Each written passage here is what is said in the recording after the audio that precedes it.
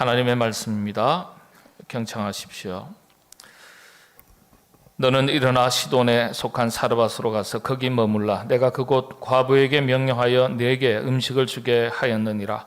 그가 일어나 사르밧으로 가서 성문에 이를 때에 한 과부가 그곳에서 나뭇가지를 줍는지라. 이에 불러 이르되 청하건대 그릇에 물을 조금 가져다가 내가 마시게 하라.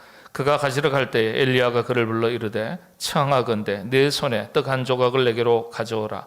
그가 이르되 당신의 하나님 여호와께서 살아계심을 두고 맹세하노니 나는 떡이 없고 다만 통에 가루 한 움큼과 병에 기름 조금뿐이라. 내가 나뭇가지 둘을 주어다가 나와 내 아들을 위하여 음식을 만들어 먹고 그 후에는 죽으리라. 엘리야가 그에게 이르되 두려워하지 말고 가서 내 말대로 하려니와 먼저 그것으로 나를 위하여 작은 떡 한 개를 만들어 내게로 가져오고 그 후에 너와 내 아들을 위하여 만들라. 이스라엘의 하나님 여호와의 말씀이 나 여호와가 비를 지면에 내리는 날까지 그 통에 가루가 떨어지지 아니하고 그 병에 기름이 없어지지 아니하리라 하셨느니라. 그가 가서 엘리야의 말대로 하였더니 그와 엘리야와 그의 식구가 여러 날 먹었으나 여호와께서 엘리야를 통하여 하신 말씀같이 통에 가루가 떨어지지 아니하고 병에 기름이 없어지지 아니하니라. 아멘.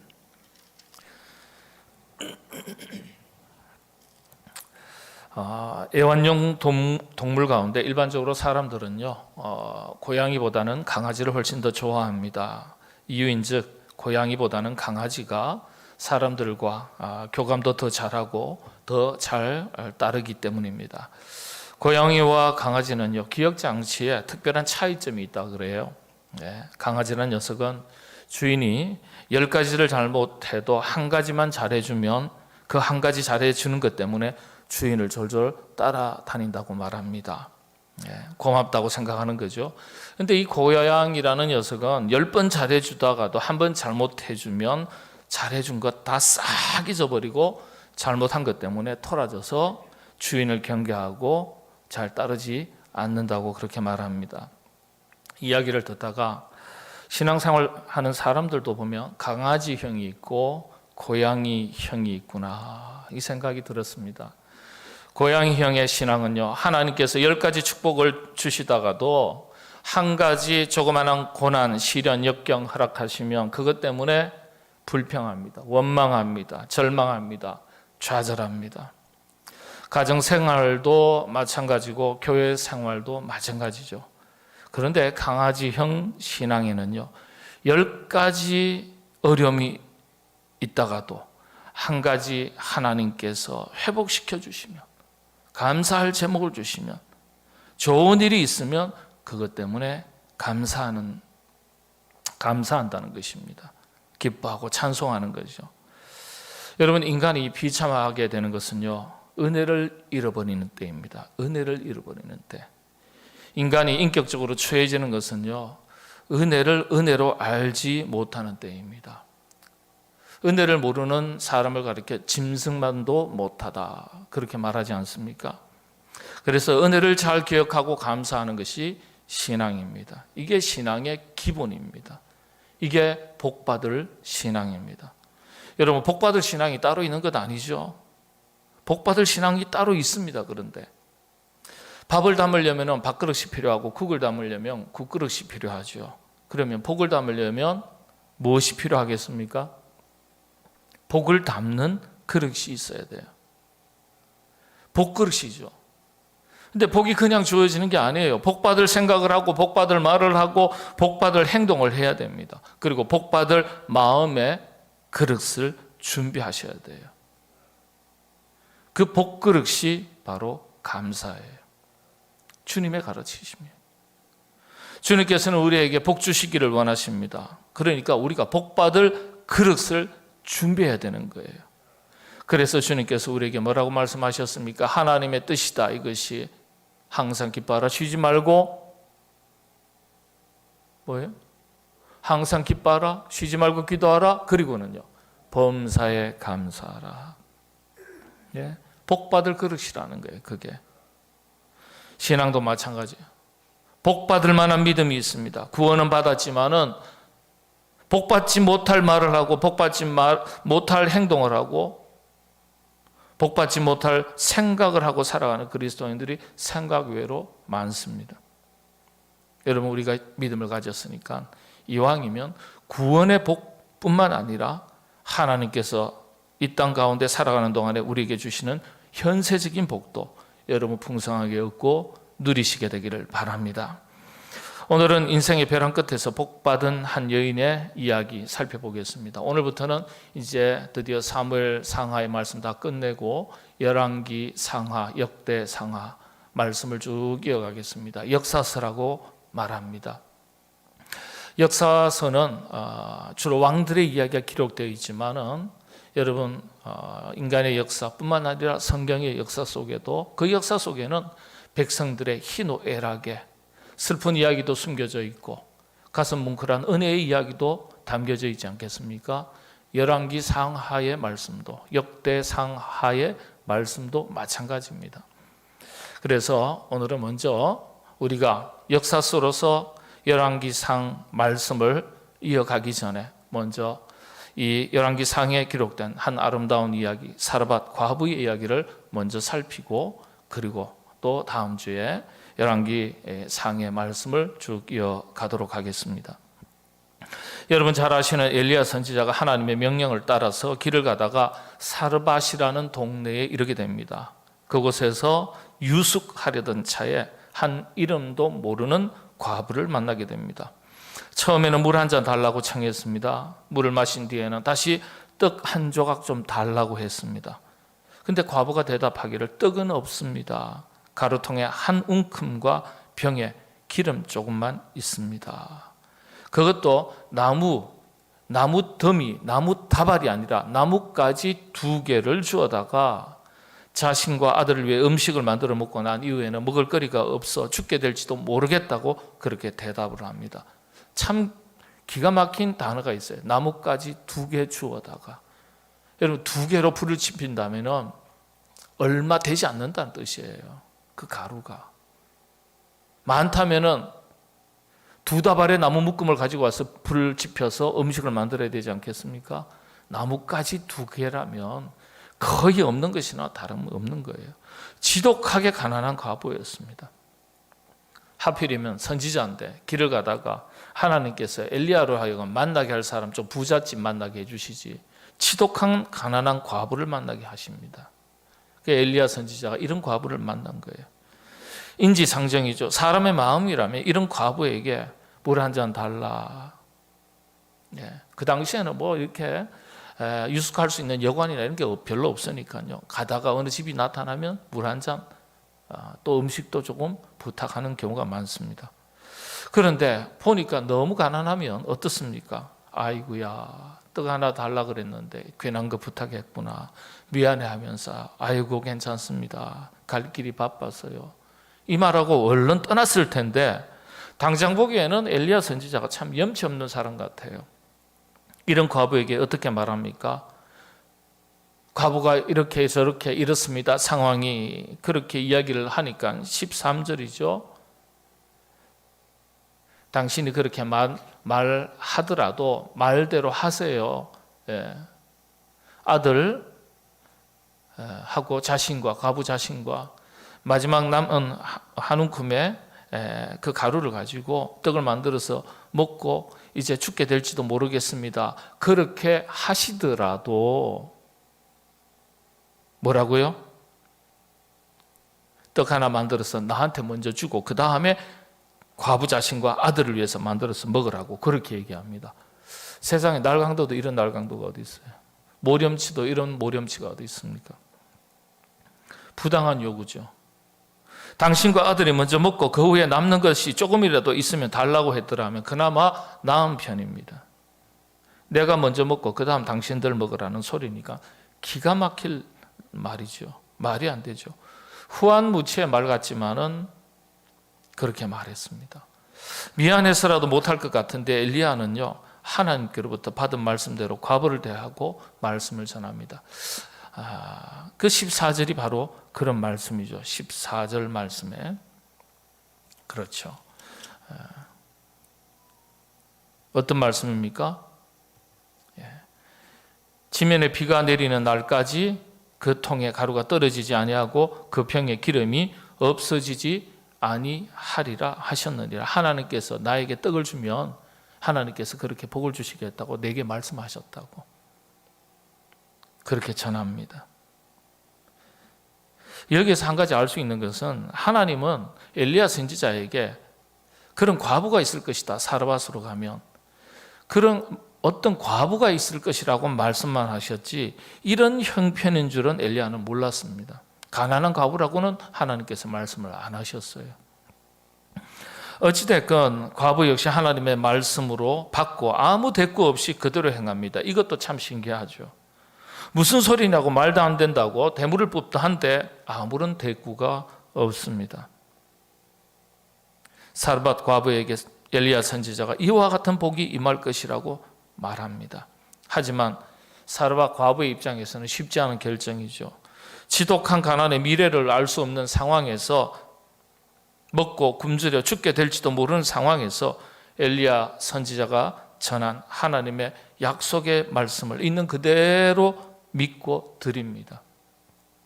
놀랍게도 말씀대로 행했더니 말씀대로 되었습니다. 그렇죠? 말씀대로. 저와 여러분 우리 모두에게 이런 은혜가 있으시기를 바랍니다. 엘리야의 말대로 되었습니다. 그게 15절 16절이에요. 엘리야의 말대로 하였더니 바꾸면은요 우리가 하나님의 말씀대로 행하였더니 말씀과 같이 통에 가루가 떨어지지 아니하고 병에 기름이 없어지지 아니하니라. 참 복이 임했던 거예요. 신기하게도 여러 날 먹고서도 가루를 담는 통이 다하지 않았고 병에 기름이 없어지지 않았습니다. 이게 전부가 아니에요. 이후에 17절부터 내용을 보면 이어서 과부의 아들이 갑자기 죽었습니다. 숨이 끊어졌다고 기록되어 있습니다. 죽은 것이나 다름없습니다. 그때서야 먹고 사는 문제가 중요한 게 아니에요. 어머니의 마음에는 자식이 우선이지 않습니까? 이 과부는 엘리야를 원망합니다. 왜 원망할까요? 먹고 남아서 자신도 먹고 아들도 먹고 선지자도 대접했는데 하나님 말씀대로 순종해서 나 먼저 먹지 않고 먼저 드렸는데 말씀을 지켜 행했는데 좋은 일이 생겼는데 그러다가 갑자기 안 좋은 일이 생겼어요. 안 좋은 일이 생기니까 어떻게 됩니까? 갑자기 엘리야 선지자를 원망합니다. 선지자가 아들 죽은 거하고 무슨 상관이에요?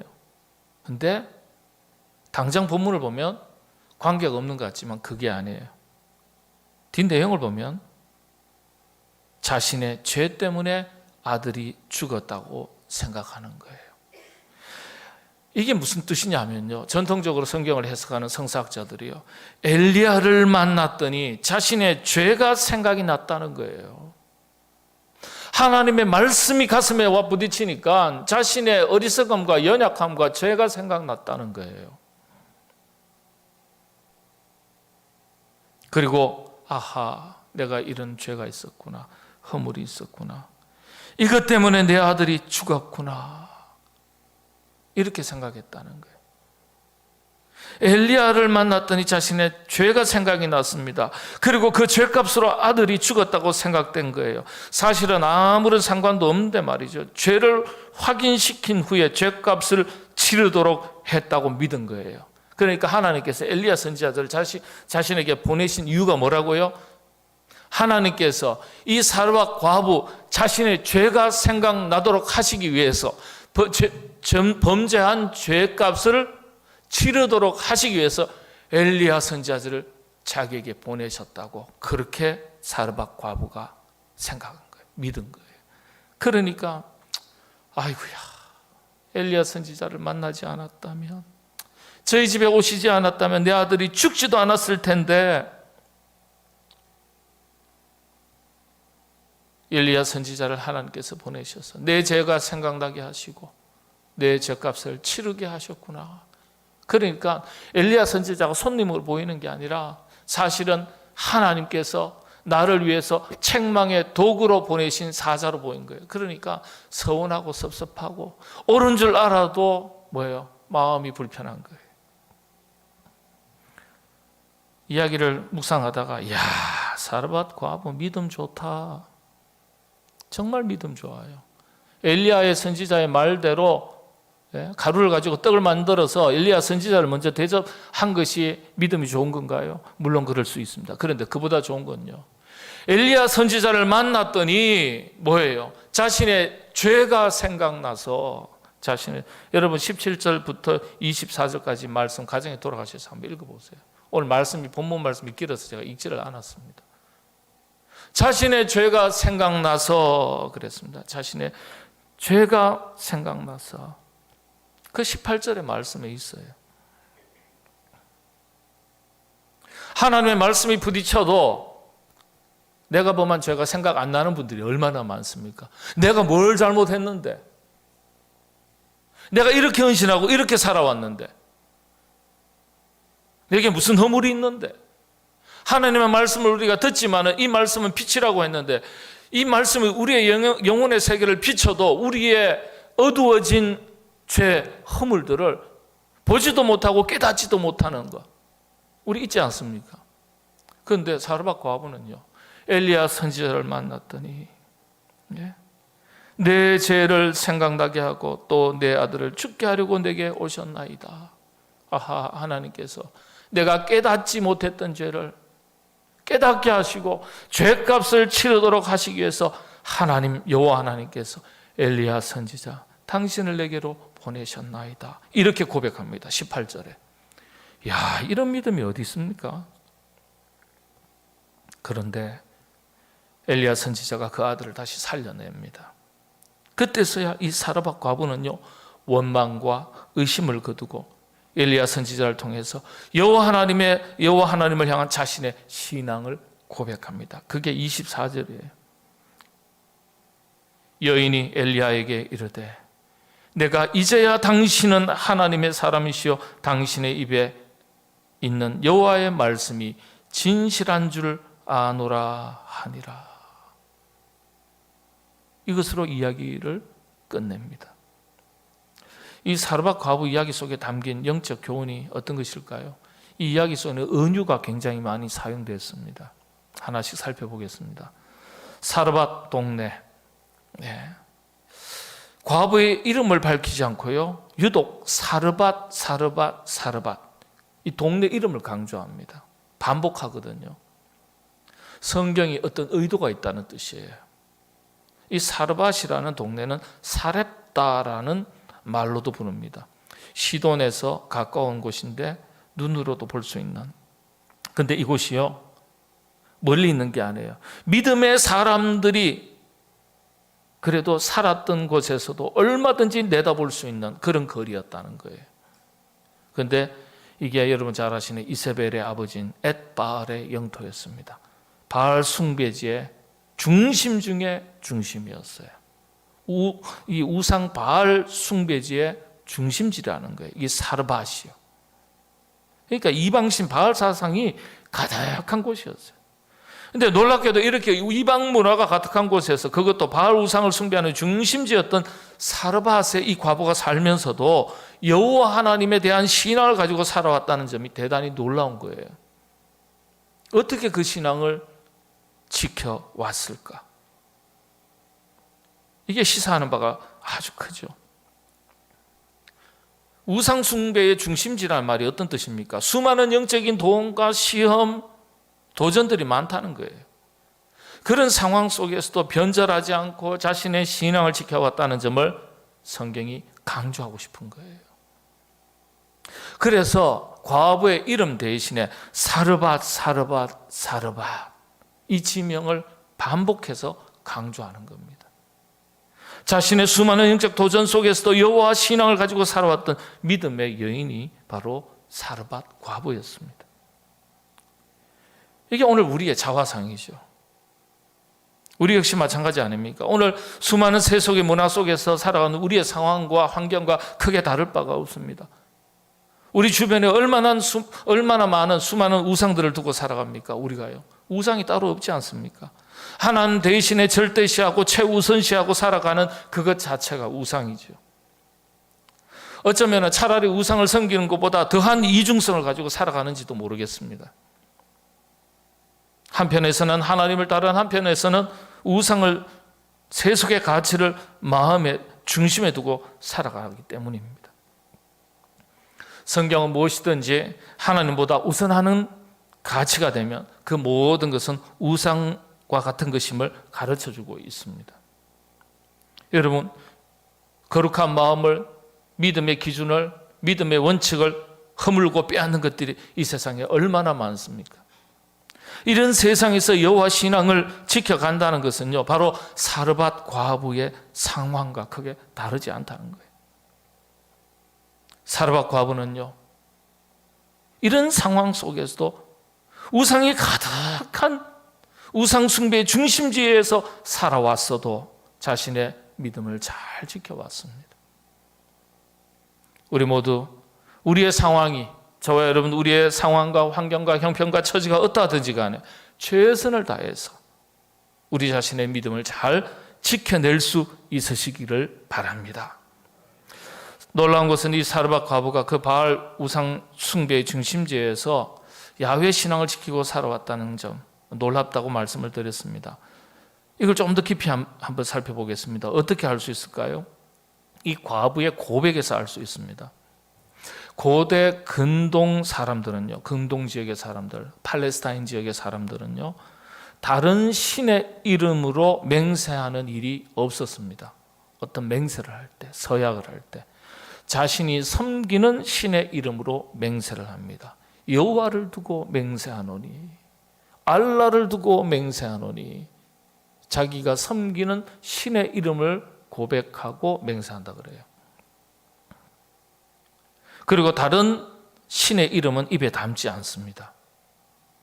그래서 여러분들, 이슬람 사람들이요, 인사할 때 뭐라고 인사하는 줄 아세요? 우리 기독교인은 뭐라고 인사하죠? 샬롬, 성경의 언어가 샬롬이잖아요. 예. 근데 히브리어, 구약 성경, 히브리어는, 구약 성경은 이슬람도 인정을 하거든요. 그럼 샬롬 하면 되잖아요. 근데 우리 기독교인들이 샬롬 하니까 기분 나빠서 똑같이 말 안 해요. 살람, 살람 알레이쿠 이렇게 인사해요. 똑같이 평화예요.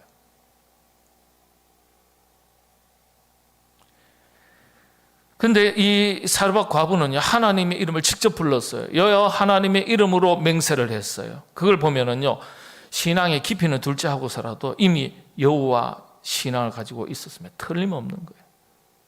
이방 땅에서 신앙을 지켜왔으니까 여러 가지 한계가 있지 않았겠습니까?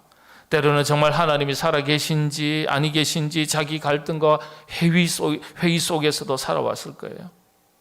지독한 가난 속에서 정말 하나님은 왜 돌봐주시지 않을까? 그런데 엘리야가 전한 하나님의 말씀 앞에 이 과부는요, 그걸 정확히 하나님의 말씀으로 믿고 반응했습니다. 그 믿음 위에 놀라운 역사가 나타난 거예요. 사르밧 과부의 믿음을 있는 그대로 보여주는 구절이 있습니다. 15절입니다. 15절 한번 읽어보겠습니다. 같이 읽겠습니다. 그가 가서 엘리야의 말대로 하였더니 그와 엘리야와 그의 식구가 여러 날 먹었으나, 저가 엘리야의 말대로 하였더니, 엘리야가 활동하던 당시에 수많은 이스라엘 백성들은요, 하나님과의 약속을 저버리고 번영을 추구하기 위해서 바알과 아세라 목상을 숭배했습니다. 아세라를 굉장히 숭배를 많이 했어요. 그게 여러분들 이제 열왕기 상하, 역대 상하의 내용에 보면 이 구약의 역사를 여호와 하나님과 우상과의 갈등의 역사라고 해석을 했어요. 그 갈등의 역사의 생생한 현장을 바로 역사서에서 볼 수 있습니다. 수많은 여호와 하나님의 백성들이 어떻게 해요? 여호와 하나님을 버리고 우상 숭배, 우상을 섬기는 일들이 반복해서 벌어지게 되는 것을 기록하고 있습니다. 이방 나라에서조차도 이 여인은요, 그런데 하나님의 말씀대로 순종하는 것이 복받을 일인 줄 알았던 거예요. 생명이 살아나는 긴 줄 알았던 거예요. 그래서 이 과부의 고백을 보면 처음에는요, 이방 지역에서 신앙을 지켰으니까 그럴 법도 할 것 같은데 믿음이 견고하지는 않았던 것 같아요. 갈등과 의심도 있었습니다. 이 구절 보면 나와요. 지금 우리라도 그렇지 않겠습니까? 우리가 열심히 신앙생활하지만 때때로 우리 안에 자기 갈등과 의심이 신앙 깊이 숨겨져 있을 때가 있습니다. 그래서 사르밧 과부의 이런 모습은요, 우리의 자화상이죠. 마지막 끝절에 24절 보면 알 수 있는 거예요. 이 부분을 같이 한번 또 읽겠습니다. 그러니까 처음에 이 사르밧 과부의 믿음이, 여인의 믿음이 확고한 믿음은 아니었던 것을 알 수 있는 한 단어가 있어요. 24절. 여인이 엘리야에게 이르되, 24절 한번 자막을 한번 보여주시죠. 24절입니다. 제가 읽어드릴게요. 여인이 엘리야에게 이르되, 내가 이제야 당신은 하나님의 사람이시요 당신의 입에 있는 여호와의 말씀이 진실한 줄 아노라 하니라. 내가 이제서야 아주 중요한 한 단어가 24절에 기록되어 있습니다. 아들이 죽었다가 다시 살아난 사건을 통해서 사르밧 과부는요, 이제서야 더더욱 하나님의 말씀을 신뢰하게 된 거예요. 그러니까 처음에는 그렇지 못했던 것을 암시하는 겁니다. 사실은 우리가 처음부터 신앙이 그렇게 아주 견고한 신앙이 되는 것 아니지 않습니까? 시간이 가면서 견고해지는 거죠. 어쨌든 믿음의 깊이를 떠나서 여호와의 말씀을 신뢰하는 자에게 복을 주실 것이라는, 떡가루통이 다하지 아니하고 기름이 마르지 아니할 것이라는 이 말씀을 믿고 드렸더니 그 말씀대로 이루어진 거예요. 그리고 복을 받은 거예요. 여러분, 복받을 믿음을 보였고 복받을 말을 했고 복받을 행동을 했습니다. 사르밧 과부의 믿음과 행동이, 그 마음이 복을 담는 그릇이 된 것입니다. 여러분, 엘리야 앞에 드린 떡 한 조각이 아니죠. 드린 것이 떡 한 조각이 아니에요. 전부를 드린 겁니다. 자신의 가장 소중한 것을 드린 겁니다. 생명을 드린 겁니다. 먹고 죽을까 하노라 하는 그것을 드렸으니까. 기독교 전통에서는요, 이걸 우리 죄인들을 살리시기 위해서 자신의 전부를 희생제물로 십자가에서 내어주신 예수님의 살과 피를 예표하는 것이다, 그렇게 해석하고 있습니다. 떡과 기름. 예수님께서 십자가에서 자신의 생명을 내어주신 것이 수많은 생명을 구원하는 것으로 되돌아왔고, 과부는 한 번으로 끝날 떡과 기름을 드렸더니 다 하지 않고 마르지 않을 떡과 기름으로 되돌아왔고요, 아들 생명이 살아는 복으로 되돌아왔습니다. 그래서 교회 전통은요, 떡이 다하지 아니하고 기름이 마르지 아니한 이 복은 땅의 복을 상징하는 것으로, 그리고 아들의 생명이 되살아나는 것을 하늘의 복, 구원을 상징한다고 해석을 합니다. 어거스틴, 켈빈 같은 분. 믿음과 감사로 드린 것은 반드시 되돌아오게 될 줄로 믿으시게 되기를 바랍니다. 그래서 감사를, 복을 담는 그릇이라고 말하는 것입니다. 또 사르밧 과부의 떡과 기름은요, 이건요 감사의 제물이었습니다.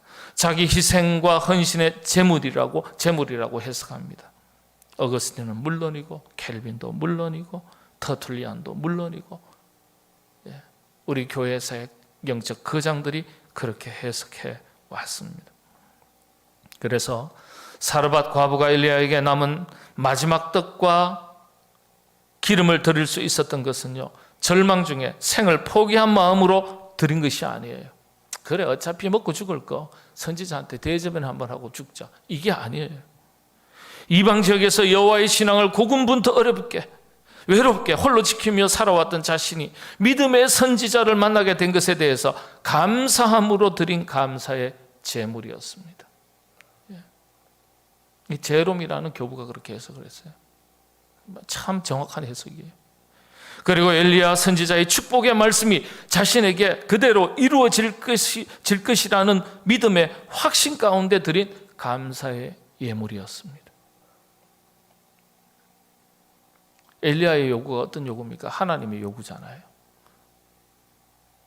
헌신에 대한 요구거든요. 드리는 것과 섬김에 대한 요구거든요. 자기 희생에 대한 요구거든요. 하나님의 요청이에요. 이런 요청을 받으신다면 여러분 어떻게 생각하세요? 목사님 나 그거 못합니다.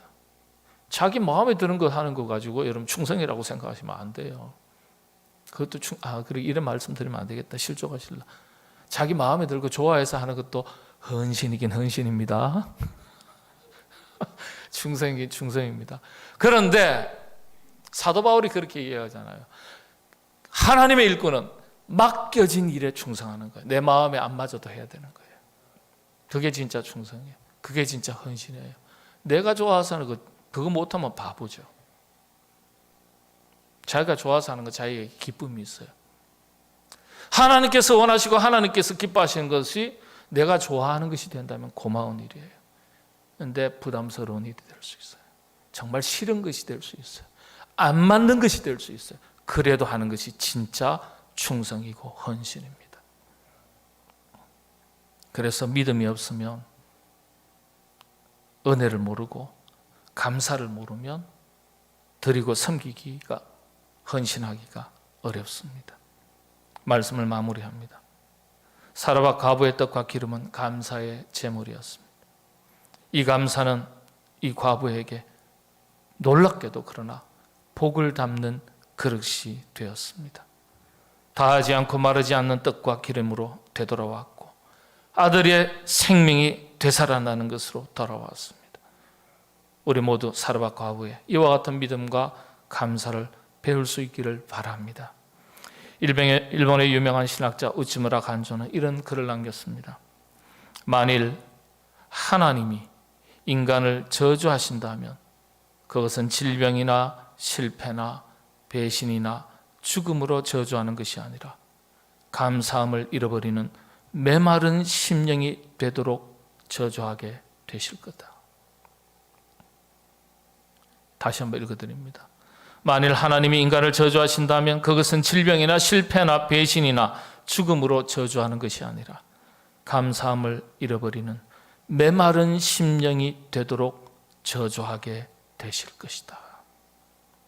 감사는요 반드시 더 큰 축복을 약속하기에 감사는 복을 담는 그릇입니다. 감사를 잊으면 주신 복을 쏟아 붓는 것입니다. 쏟아 버리는 것입니다. 감사하는 자에게 복을 더해 주셨습니다. 그래서 축복은 받는 것보다 감사하면서 계속 지키는 것이 몇 배나 더 어렵고 소중한 것입니다. 그래서 여러분 감사는 복 받는 연습이고 불평은 망하는 연습입니다. 우리 자신을 한번 점검해 보시기를 바랍니다. 구원받은 것이 참 감사하다. 행복한 교회에서 신앙생활을 하는 것이 참 감사하다. 우리 가정, 우리 가족을 지켜주신 것이 참 감사하다. 일자리를 주셨고 든든한 직장을 주셔서 감사하다. 이런 감사가 내 가슴 속에 깊이 자리 잡고 있는가? 스펄전 목사님은 이렇게 말을 했습니다. 작은 믿음은 당신의 영혼을 천국으로 인도할 것이다. 그러나 큰 믿음은 천국을 송두리째 당신에게 가져다 줄 것이다. 믿음으로 드리는 감사는 복을 담는 그릇입니다. 여러분의 이 그릇을 어떻게 준비하고 계십니까? 아시시의 성자 성 프란체스코는요, 제자들에게 감사는 복을 담는 그릇이다 이렇게 가르쳤습니다. 내 남편이 감사하다, 내 아내가 고맙다 여겨질 때 그 남편, 그 아내가 내 남편, 내 아내가 되는 것입니다. 그런 감사가 없으면 이 옆에 내가 되고 이 인간이 되는 겁니다. 그렇죠? 내 부모가 감사하게 여길 때 그 부모가 내 부모가 되는 겁니다. 교회에 대한 감사가 넘칠 때 이 교회가 내 교회가 되는 것입니다. 하나님 은혜 앞에 감사할 때 그 하나님이 내 하나님이 되는 것입니다. 우리 모두 감사로 복을 담는 그릇을 잘 준비하고 그 복을 얻고 누리시는 여러분 다 되시기를 바랍니다. 기도하겠습니다. 감사가 복을 담는 그릇인 것을 이름 없는 무명의 사르밧 과부의 얘기를 통해서 알게 하셨으니 감사합니다. 세상에 썩고 없어질 수많은 헛된 것들을 마음의 주인으로 삼고 그것 때문에 울며 웃으며 사는 어리석음이 우리 안에 없게 하여 주시고 하나님보다 앞서는 것이 없도록 영적인 질서와 기준이 분명한 믿음의 사람으로 살게 하여 주시옵소서. 예수님의 이름으로 기도하옵나이다. 아멘.